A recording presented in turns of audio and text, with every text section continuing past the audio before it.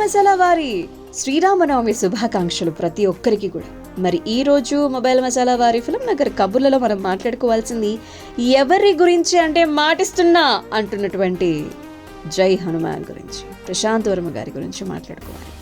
హనుమాన్కు కొనసాగింపుగా డైరెక్టర్ ప్రశాంత్ వర్మ గారు తెరకెక్కిస్తున్నటువంటి జై హనుమాన్ గురించి మాట్లాడితే, శ్రీరామనవమి ఈ పర్వదినాన్ని పురస్కరించుకొని సినీ ప్రియులందరి కోసం ఆయన మాటిచ్చేశారు. ఏంటంటే, ఆ శ్రీరాముని ఆశీస్సులతో ప్రపంచవ్యాప్తంగా ఉన్నటువంటి సినీ ప్రియులకు నేను మాటిస్తున్నాను, జీవితాంతం గుర్తు పెట్టుకునేలా జై హనుమాన్తో అద్భుతమైనటువంటి అనుభూతిని పంచేందుకు సిద్ధంగా ఉన్నాను. మనందరికీ ఈ సినిమా ఎంతో ప్రత్యేకం కాబోతుంది అని అంటున్నారు. అండ్ ఈ మేరకు హనుమంతుడికి రాముడికి సంబంధించి ఆయన మాట చెప్పడం జరిగిందనమాట. స్పెషల్ పోస్టర్ని ఆయన షేర్ చేయడం జరిగింది. చాలా బాగుంది అది.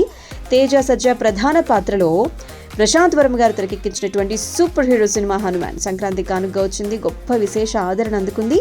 శ్రీరాముడికి హనుమంతుడిచ్చిన మాట ఏమిటి అనేటువంటి ప్రశ్నకు సమాధానంగా జై హనుమాన్ రూపుదిద్దుకోబోతుంది అని చెప్పి 2025లో ఈ సినిమా రిలీజ్ కాబోతుంది. జాన్లో రాబోతుంది.